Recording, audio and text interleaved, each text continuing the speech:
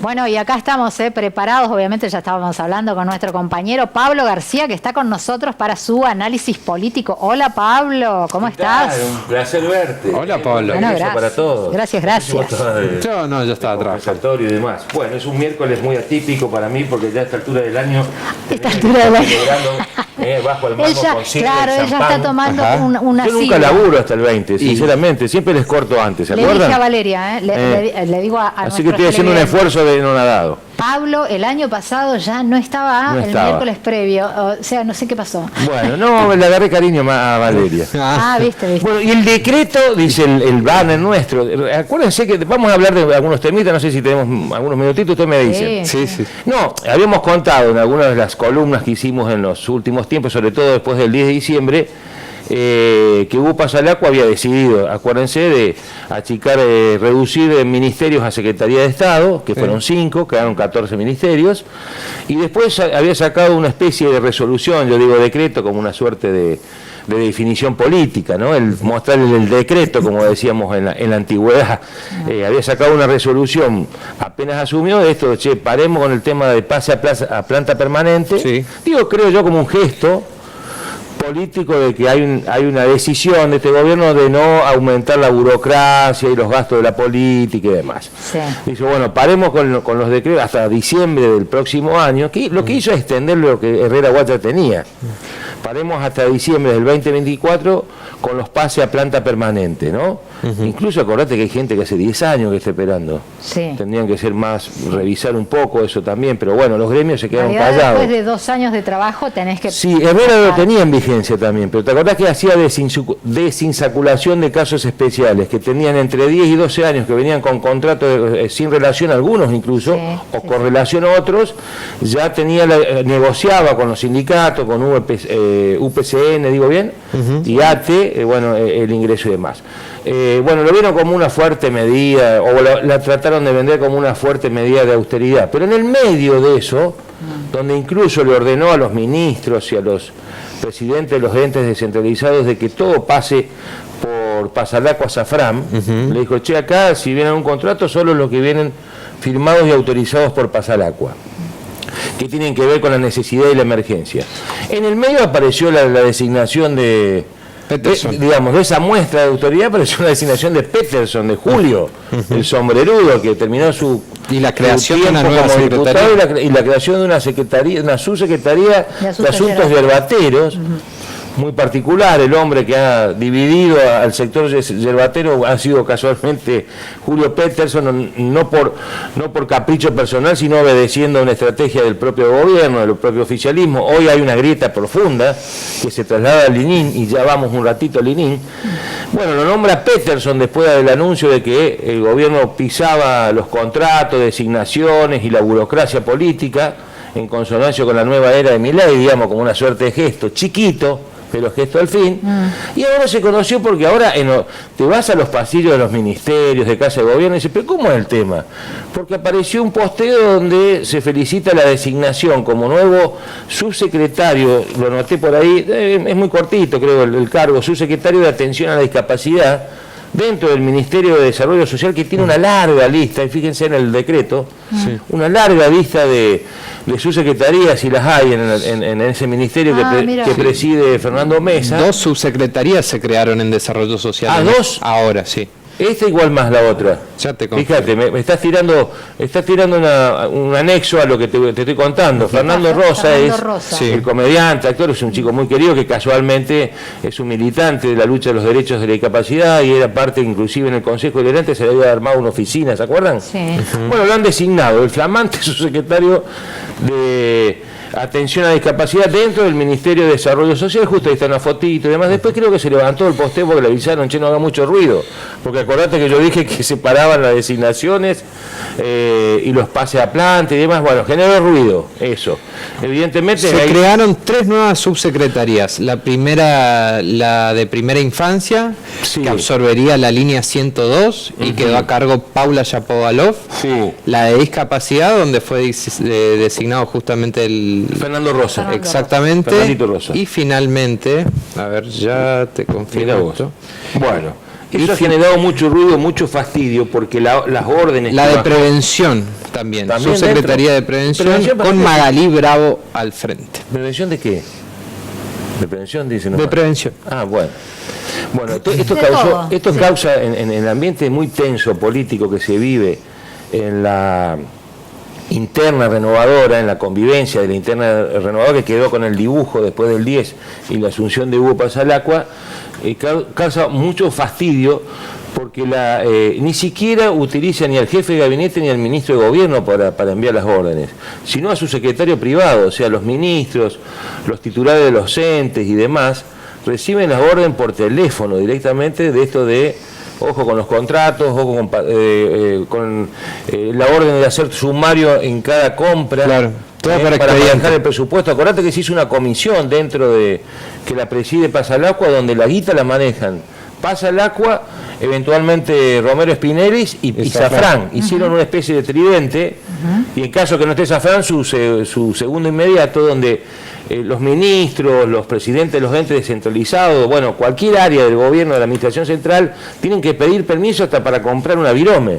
Entonces dicen, por un lado, nos bajan una orden de austeridad, de control de gasto, pero por otro toman decisiones que después obviamente se contradicen a esa política de ir ajustando un poco el gasto de la burocracia o de la política. Bueno, cositas que están pasando en un escenario de un año bastante vertiginoso del que se va, y que bueno, volviendo, me quedo un ratito más en el oficialismo, de esto de que algunos todavía buscan encontrar la explicación de por qué Rovira se corre a la vicepresidencia. Yo se los contaba, creo, que tenía que ver un poquito para dejarlo vivo a Herrera Huá, que fue el hombre que se fue con un alto hándicap de respaldo social dentro de la provincia, tenía más del 65% de adhesión cuando dejó el gobierno en manos de Hugo Pasalacqua, y lo consideran el hombre el jefe de campaña que ubicó a la renovación en un periodo más. Hacíamos la lectura que Rovira se corría como un gesto magnánimo, de que no había ambición en él, pero resulta que hay una nueva lectura sobre... Porque a ver, después tuvo el gesto de ir a verlo a Lalo Estelato, ¿se acuerdan? Sí, claro. Que nunca había ido. Desde los 4 años que estuvo Estelato, creo que salvo el primer año, pasó por ahí a saludar. ¿Próximo candidato será o no? Claro, lo deja vivo políticamente, Rovira lo deja vivo Estelato como un posible candidato para el 2027, candidato a gobernador. Claro. Digo, abre un abanico donde el famoso dicho bien ponderado y que ha trascendido las eras, el divide y reinarás, deja vivo. Obviamente Pasalacqua con la posibilidad de un periodo más, Romero Spinelli, como algunos marcan, el representante de los neos renovadores, lo deja vivo a Estelato también, hay que ver cómo le irá como candidato, como intendente Posadas desde el 2024 en adelante. Y obviamente también la lectura era que lo dejaba vivo en términos de candidatura, porque él resalta de que era uno de los gobernadores más reconocidos, y con una carrera política perdurable. Te agradezco como estás, porque me estás de asesor inmediato. Resulta que lo que están pensando es que no tienen candidato para dentro de 2 años. Entonces se baja la vicepresidencia, pero el hombre sabe que si va candidato a diputado nacional, Rovira asume nuevo la presidencia, digamos. El gesto magnánimo en realidad tiene que ver con una estrategia también. Esos son los análisis que deja la política por estas horas. En el radicalismo ya hay sectores internos, principalmente el arjolismo, que piensa en marzo, porque tienen que acomodar la presidencia del comité y ver qué perfil van a tener en la convivencia con Interbloque, con Activar y el PRO, ¿no? Dentro de la Cámara, que es la máxima representación que tienen de lo que podría ser Juntos por el Cambio, bueno, o el Cambio, no sé cómo se no sé, lo que el sea. Radicalismo a nivel nacional ya viene con actividades con Lustó, que es el tándem Lustó-Morales, tomar de despegarse de Milei, digamos, y buscar un perfil de no acompañar un cogobierno, algo así. Creo que es una señal que dio el comité. Ahí pierde el eje de los gobernadores, donde estaba Valdés, que era el candidato de por lo menos un sector del interior, de lo que se llama el radicalismo federal, y en esa línea está el arjolismo. dicen que Pepe Pianesi va a acompañar al argentismo y quien decida. El que aparece es nuestro colega periodista, Rodrigo Arrechea, como posible sucesor de Argañarás, ¿no? Sí. Pablo Argañarás, que se extendió el mandato hasta marzo. Hay que ver si otras líneas tienen capacidad para hacerlo, porque una de las requisitorias que tiene la interna radical cuando vas por los cargos partidarios es que tenés que tener como mínimo 26 comités radicales que te respalden. Tenés que conseguir la firma de 26 comités para participar de la interna, ¿no? En ese sentido, el arjolismo parece que le está ganando, le está primereando al resto de las internas, que muchos creen que hay que ir a una lista de acuerdo, de consenso, porque en marzo hacer una interna con lo que va a ser este verano caliente, hablar de política va a ser un poquito hasta pecaminoso. ¿Está trabajando Arjol? ¿Está trabajando Arjol? Arjol está así como diputado nacional. Sí, estuvo hasta ahora. Sí, bueno, lo viste, pero claro, por eso Arjol figuraba como uno de los posibles miembros del comité del Comité Nacional si ganaba Valdés. Y lo habían propuesto como secretario de bloque legislativo, pero ahí se abrió con las negociaciones con Laredo y perdió esa instancia. No, pero aparte se le vienen 2 o 3 meses a la Cámara de Claro, Diputados, hoy hay que estar expectante. Bueno, vuelvo cortito y al pie, porque ustedes me dicen, pero bueno, la mirada la tenemos puesta a las 21. En Misiones, hoy, ¿qué va a pasar con el Instituto Nacional de la Yerba Mate? Básicamente, si viene esta decisión de si se concreta y se potencia la decisión de Milei de pedirle al Congreso que acompañen la desregulación de precios, ya cayeron los precios cuidados, prácticamente no existen. Uno de los que cae en esa volteada sería el Instituto Nacional de la Yerba Mate, que es un instituto, recordemos, creado por ley en el 2002 y que tenía esa prerrogativa de fijar precios. Lo curioso es que pasaron 21 años del ININ y nunca fijó precios. Claro. Los laudos siempre terminaron en la Secretaría de Agricultura.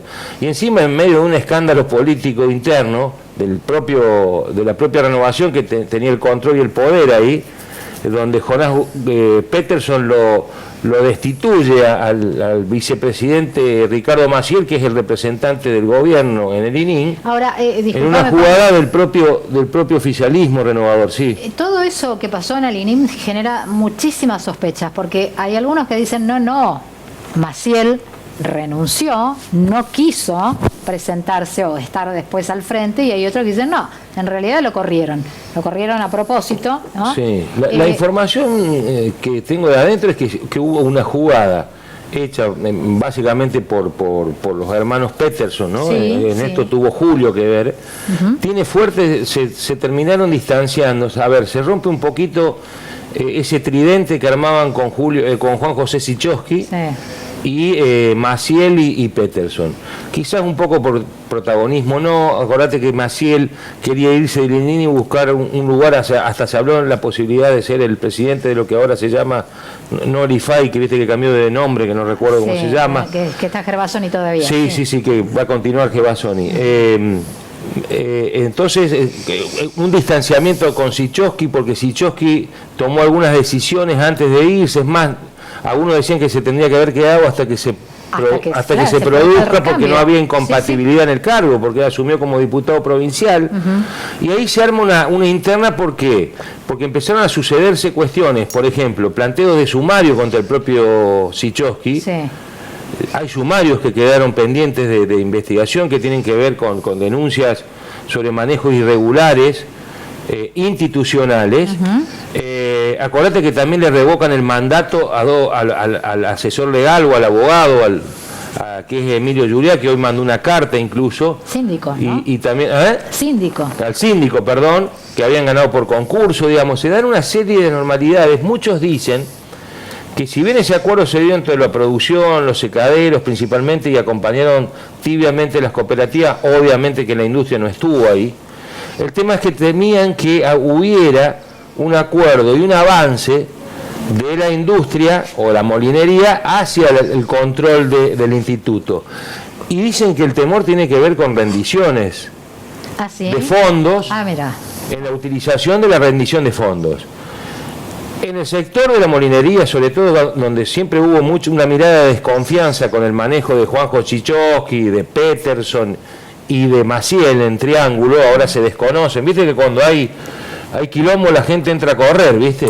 Se habla de que están pendientes de rendición, y por eso creo yo también que ahí se llevan puesto a Juliá y a, no me acuerdo, Graciela Cantelli, creo que es la socia de Emilia Juliá, porque ya se habla de, en algunos sectores dentro del ININ, de que no hay una rendición de 200 millones de pesos o más, que tendrían que haber sido rendidos debidamente.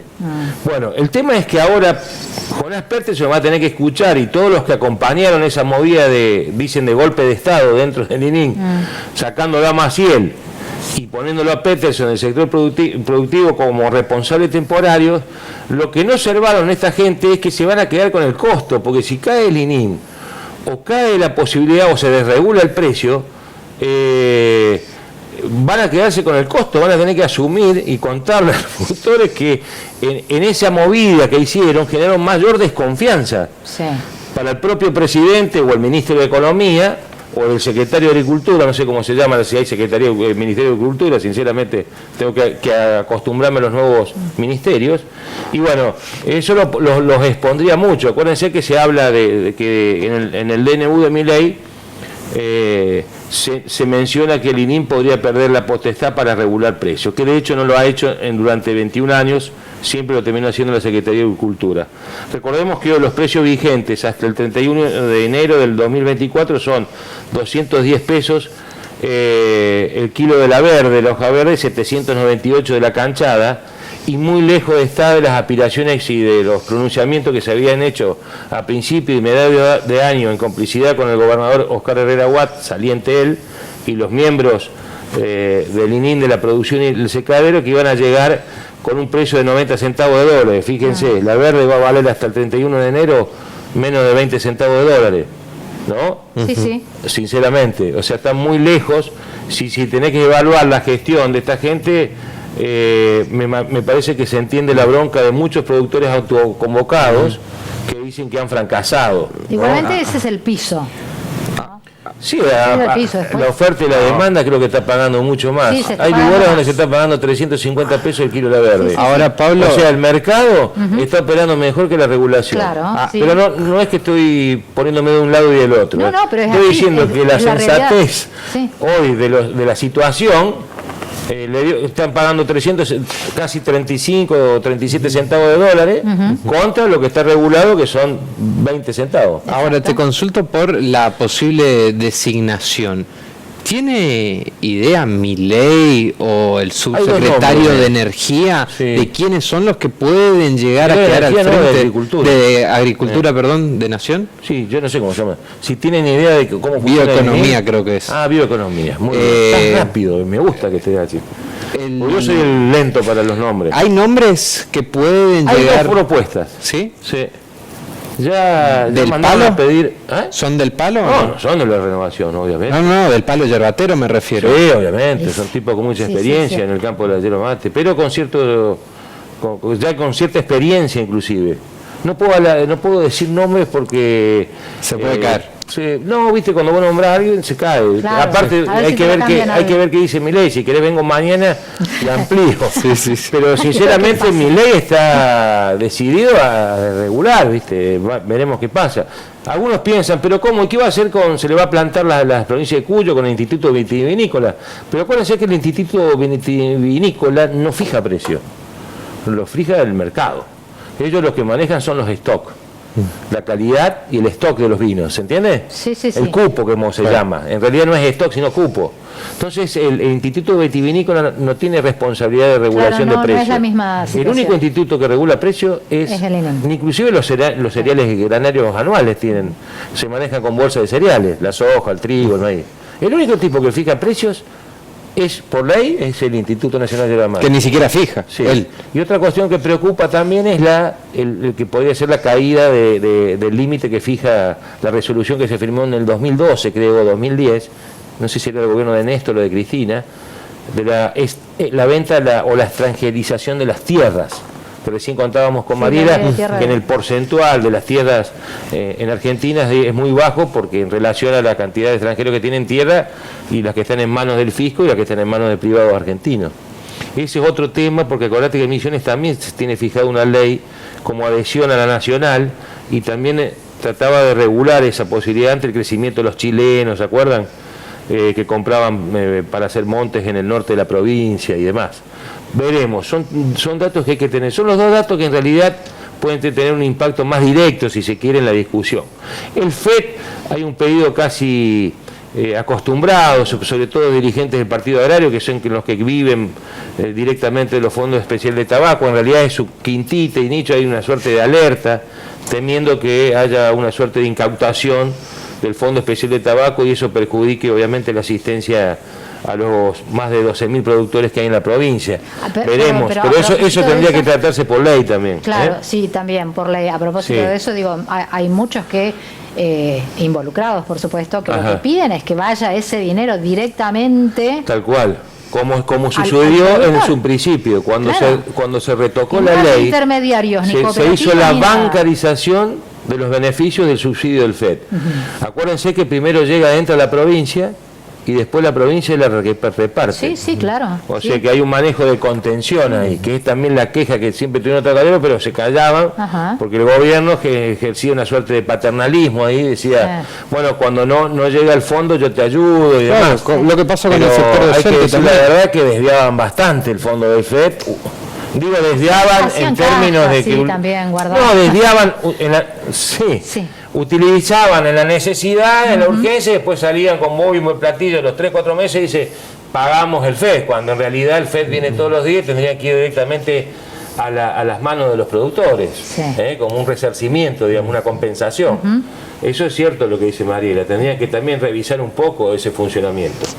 Bueno, no sé si les quedó alguna pregunta pendiente. Estamos, creo. Me parece que habrá que esperar Va a ser interesante, a las 9 de la noche escucharlo a Milei y después, bueno, la presentación del decreto a partir de las 12 de la noche, creo, ¿no? Sí. Que sale. Hay que decir que, me olvidé decir algo por las noticias del día, porque el plato político es un poco también eso, ¿no? De lo de la semana, del día, de lo que viene o lo que vendrá. Hay que decir que no hubo exageración en el Ministerio de Gobierno de la provincia de Misiones en controlar las...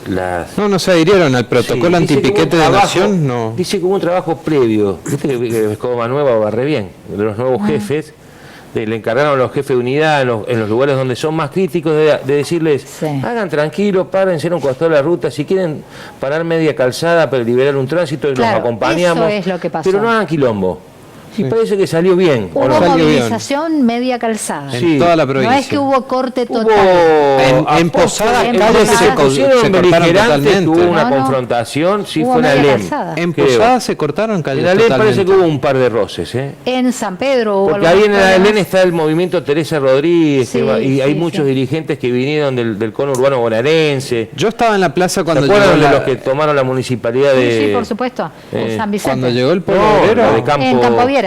Venía por calle San Martín vos estuviste en la mano y venía cortada totalmente los policías de tránsito, desviando el tránsito de las calles. Sí, me parece que hubo algo acordado con una durabilidad y que no entorpezca y listo. Pacíficamente llegaron hasta la Plaza 9 de Julio, se manifestaron y después tranquilo. Muy distinto a lo que ocurrió a nivel nacional, obviamente. Por ahí los veo el miércoles de la semana que viene, entonces, para cerrar el año. Bueno, cómo no, sí, claro. Ustedes? Sí, te yo no esperamos, quiero irme, ¿ustedes me dejan? No, es un placer como siempre. Seguramente estaré el miércoles de la semana que viene. El miércoles de la semana que viene para cerrar el año. Despedir el año, pero seguramente. Lo invitaron mañana. Los saludos para que tengan una buena noche buena a toda la gente. ¿Lo invitaron mañana? Que como sea, disfruten. ¿Cómo? ¿Lo invitaron mañana? Sí. Me invitaron por allá, por el lado del streaming, del radio streaming. Vamos a hacer una movilización mañana. Mañana vamos a ir a comerle gratis bien porque parece que no hay caja navideña. Les anticipo nomás. Bueno, no importa, no hay plata. ¿Qué caja navideña? Sí, bueno, pásenla bien. Que tengan en serio feliz Nochebuena y una hermosa Navidad. Nos reencontramos la semana que viene. Gracias, Pablo. Gracias, Pablo.